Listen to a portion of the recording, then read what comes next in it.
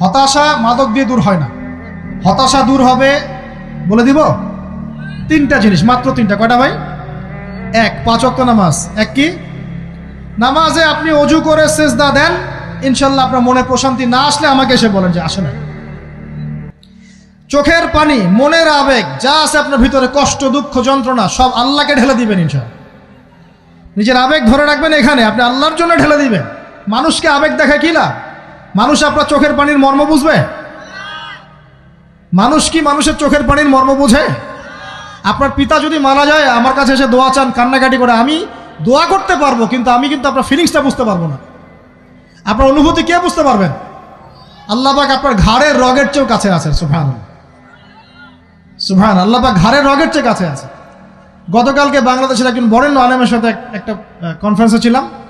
উনি বলছিলেন যে এক ব্যক্তি, এটা শোনেন, এক ব্যক্তি খুব তার শখ যে তিনি সাহাবীদের মতো নামাজ পড়া শিখবেন। কথা বুঝতে পারছেন? সাহাবীদের মতো নামাজ শিখবেন।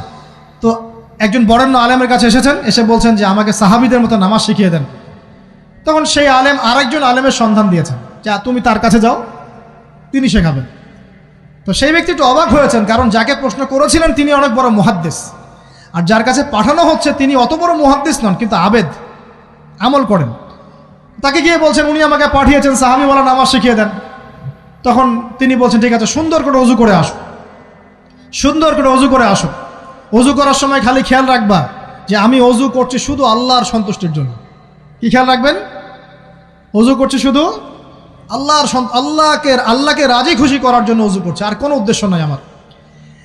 অজু করতে যাচ্ছে, তিনি আবার বলছেন দাঁড়াও, শুধু আল্লাহকে রাজি খুশি করার জন্য অজু করো। আবার শুরু করছেন, আবার বলছেন শোনো, শুধু আল্লাহকে রাজি খুশি করার জন্য অজু করো। এভাবে বলতেই আছেন। নামাজে দাঁড়িয়েছেন, দাঁড়ানোর আগে বলছেন শোনো, শুধু আল্লাহকে রাজি খুশি করার জন্য নামাজ পড়ো। বলতেই আছেন। এক পর্যায়ে সে ব্যক্তি নামাজ শুরু করলো। নামাজে মনোযোগ এদিক ওদিকে যায়, আর তার মাথায় এটা আসে, এই শুধু আল্লাহকে রাজি খুশি করার জন্য আমাকে নামাজ পড়তে হবে, শুধু আল্লাহকে রাজি খুশি করার জন্য নামাজ পড়তে হবে। এই চিন্তা তার মনের মধ্যে ঘুরপাক খাচ্ছে। এভাবে নামাজটা সে শেষ করে চিন্তা করছে যে নামাজ তো পুরোপুরি মনোযোগ দিতে পারলাম না। বারবার মাথার মধ্যে এরকম চিন্তা আসছে, আল্লাহ আমাকে তুমি মাফ করে দাও, নামাজটা আমার মনে হলো না ঠিক মতো। তখন সে ফিরে এসে তার সে ওস্তাদকে বলছেন আমার তো নামাজ এরকম করে পড়লাম, কিন্তু শেষমেশ মনে হলো যে নামাজটা হয়তো কবুল হয় নাই, আল্লাহর কাছে খুব মাফ চাইলাম, আল্লাহ আমাকে মাফ করে দাও, নামাজটা মনে হলো না। তখন সেই যে প্রথম ব্যক্তি যিনি পাঠিয়েছেন তিনি বলছেন এটাই হলো সাহাবীওয়ালা নামাজ। তারা আল্লাহকে রাজি খুশি করার জন্য নামাজ পড়তেন, নামাজ শেষ করে আল্লাহর কাছে ইস্তেগফার করতেন, আল্লাহ কিছুই হলো না। আমার কথা কি বুঝতে পারছেন? অতএব আল্লাহকে রাজি খুশি করার জন্যে আপনি আপনার আবেগ, আপনার ইবাদত সব ঢেলে দিবেন ইনশাআল্লাহ। অন্য কারো কাছে কিছু পাওয়ার আশা করব। আমাকে আল্লাহ পাঠিয়েছেন দুনিয়াতে নামাজ পড়তে, রোজা রাখতে, দিনের প্রচার করতে, দিনের জ্ঞান অর্জন করতে, এই তো। তা আমি একজন মেয়ের জন্য জীবন নষ্ট করে দিব কেন? আমি তাহলে আল্লাহর কাছে কি মুখ দেখাবো, আর নবীর কাছে কি মুখ দেখাবো? ওখানে গিয়ে বলবো আল্লাহ আমি আমার অমুক প্রেমিকার জন্য আশেক হয়ে একদম জীবন দিয়ে দিয়েছি, আত্মহত্যা করেছি। গেছে ভাই, যাইতে দেন। যে ব্যক্তি আপনার অবস্থানকে মূল্যায়ন করে নাই সে আপনার যোগ্য ছিল না। এখন আপনি কি করবেন? নিজের অবস্থান উন্নত করেন, আপনার পিছনে লাইন ধরে ঘুরবে ইনশাআল্লাহ। এটাই বাস্তবতা। দুনিয়া খুব খারাপ জিনিস। মানুষের অবস্থানকে মূল্যায়ন করে, মানুষের অবস্থানকেই মূল্যায়ন করে, কিন্তু আল্লাহ রাব্বুল আলামিন আপনাকে সর্বাবস্থায় ভালোবাসেন। আলহামদুলিল্লাহ। এই যে আমরা এখন অনেক পাপ করছি না, আল্লাহ কি আমাদেরকে আযাব দিয়ে ধ্বংস করে দিয়েছেন? আল্লাহ পাক এখনো আমাদেরকে ভালোবাসেন, রহম করেন, আল্লাহ পাক অপেক্ষা করছেন কখন তওবা করবে, আমি তওবা কবুল করব। এই কখন আমার বান্দা খালি একবার বলে আস্তাগফিরুল্লাহ, আল্লাহ পাক সাথে সাথে মাফ করে দেবেন ইনশাআল্লাহ। আর সেই আল্লাহকে ভুলে আপনি কার পিছনে ছুটছেন? আমরা কিন্তু নিয়াত করতে পারি ভাই যে আমরা যারা ওয়াজ শুনলাম জীবনে কোনোদিন সিগারেটে হাত দিব না ইনশাআল্লাহ। রাজি আছি ভাই? অন্য বড় বড় জিনিস তো বহুত দূরের কথা।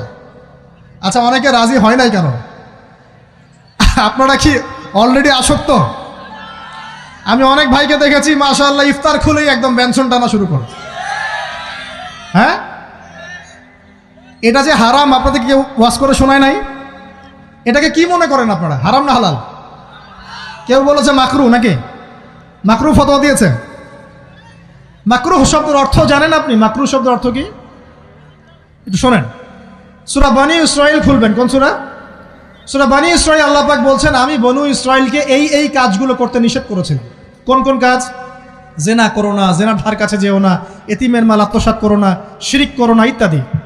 যারা আলেম আছেন তারা আমার কথা বুঝবেন। এই কাজগুলোর পরে আল্লাহ পাক বলছেন যে এই প্রত্যেকটা কাজ আল্লাহর কাছে মাকরুহ, অপছন্দের। কিসের? অপছন্দ। আর এটাকে আপনি সহজ মনে করছেন? নিয়াত করি আল্লাহ পাকের সন্তুষ্টির জন্য আমরা কোনোদিনও মাদকের সাথে সম্পৃক্ত হব না ইনশাআল্লাহ। আর বিশ্বাস করেন, শুধুমাত্র মাদকদ্রব্য নিয়ন্ত্রণ অধিদপ্তর এই আইন কানুন এগুলো দিয়ে, জরিমানা দিয়ে মানুষকে মাদক ছাড়ানো যাচ্ছে না, যাবে না। কেন যাবে না এটা আপনারা খুব ভালো করেই জানেন, আমি বলতে চাচ্ছি না। অনেক সময় মাদক বিরোধী কনসার্ট করে মানুষ, মাদক বিরোধী কনসার্টে ওঠার আগে এক বোতল ডাইল খেয়ে আসে আগে। এগুলো কি বাস্তব কথা বলছি না অবাস্তব কথা বলছি? আমাদের যুবক ভাইরা কোশ্চিনকালেও মাদকের ধার কাছে যাবেন না ইনশাআল্লাহ। একটা হাদিস খালি মনে রাখেন, এই হাদিসটা মনে রাখেন। নবী সাল্লাল্লাহু আলাইহি ওয়াসাল্লাম বলেছেন, কেউ যদি মাদকদ্রব্য সেবন করে তার 40 দিনের নামাজ কবুল হবে না। সিগারেট একটা খেয়েছি, 40 দিন নামাজ নাই। এরপর যদি সে তওবা করে আল্লাহ মাফ করে দিবেন। আবার যদি মাদক খায় আবার 40 দিন কবুল হবে না। যদি আবার তওবা করে আল্লাহ মাফ করে দিবেন। আবারও যদি খায় আবারও 40 দিন কবুল হবে না। আবারও তওবা করলে আল্লাহ আবার মাফ করে দিবেন। চতুর্থবার সে যদি মাদক খায়, আল্লাহ রসুল সাল্লাল্লাহু আলাইহি ওয়াসাল্লাম বলছেন, আল্লাহ পাক কিয়ামতের মাঠে তাকে তিনাতুল খাবাল পান করাবেন। কি পান করাবেন? তিনাতুল খাবাল। সাহাবীরা বললেন, ইয়া রাসূলুল্লাহ, এটা কি তিনাতুল খাবাল? কি? নবী সাল্লাল্লাহু আলাইহি ওয়াসাল্লাম বলছেন, এটা হচ্ছে জাহান্নামীদেরকে আযাব দেওয়ার পর তাদের রক্ত মাংসের যে পুঁজ বের হবে, এই যে ড্রিঙ্কস, জাহান্নামের হার্ড ড্রিঙ্কস, এই ড্রিঙ্কসের নাম হলো তিনাতুল খাবাল। আল্লাহ পাক আমাদের সবাইকে মাদক থেকে বাঁচিয়ে রাখে। আমল হচ্ছে কোরআন তেলাওয়াত। যে ব্যক্তি কোরআন তেলাওয়াত করতে পারে নিয়মিত, তার মনের মধ্যে এই হতাশা, এই ভীরুতা, এই কাপুরুষতা কিচ্ছু আসবে না ইনশাআল্লাহ। আমি গ্যারান্টি দিচ্ছি আপনাকে, হতাশা আসবেই না আপনার মনে যদি আপনি কোরআন বুঝতে পারেন। কোরআনের একটা আয়াত নিয়ে কোনো সময় দেখা যায় 2-3 ঘন্টা সময় পার হয়ে যাচ্ছে, আয়াতটা ছেড়ে সামনে যেতে পারছি না। কোরআনের ভিতরে ঢুকলে আপনি দুনিয়ায় ভুলে যাবেন কি হচ্ছে আশপাশে। আমি এমন অনেক আলেমকে দেখেছি যে একটা বই, পাতলা একটা বই, আরবি বই নিয়ে পড়া শুরু করেছেন, ওই যে ফজরের পরে জোহরের ওয়াক্ত হয়ে যাচ্ছে, বইটাই শেষ করতে পারেননি। বুঝতে পারবেন না, যখন আপনি ইলমের ভিতরে ঢুকে যাবেন, কোরআনের ভিতরে, হাদিসের ভিতরে, আপনার দুনিয়ার খেয়ালই নাই। একজন আলেম, তিনি এক রাত্রে একটা বই লিখেছিলেন, চটি বই, এক রাত্রের মধ্যে। বলা হচ্ছে, তার সম্পর্কে বলা হচ্ছে যে রাতের খাবার তাকে দেয়া হয়েছে যে আপনি এটা খেয়ে নেন। তো সে খাবারটা পাশেই আছে, খাবারটা খাবো, এটা লিখে খাবারটা খাবো, এরকম তার চিন্তা ছিল। ফজর হয়ে গেছে, বই লেখাও শেষ, খাবার এই অবস্থায় পড়ে আছে, ডুবে গেছেন ভিতরে, খাওয়ার মাথায় তার খেয়াল নাই। এরকম হয়। একজন মনীষী, বিখ্যাত মনীষী, রিয়াদুস সালেহীন কিতাবের রাইটার, সংকলক আল্লামা নববী রাহিমাহুল্লাহ, এরকম সারা রাত চলে গেছে, পাশে 2টা খেজুর, ওই 2টা খেজুর খাওয়ারই সময় পান। হাদিস নিয়ে গবেষণা করতে রাত পার হয়ে গেছে। আমি বলতে চাচ্ছি, যখন ইলমের ভিতরে, কোরআন হাদিসের ভিতরে ঢুকে যাবেন, আপনার দুনিয়ার খেয়াল আপনার চলে যাবে ইনশাআল্লাহ।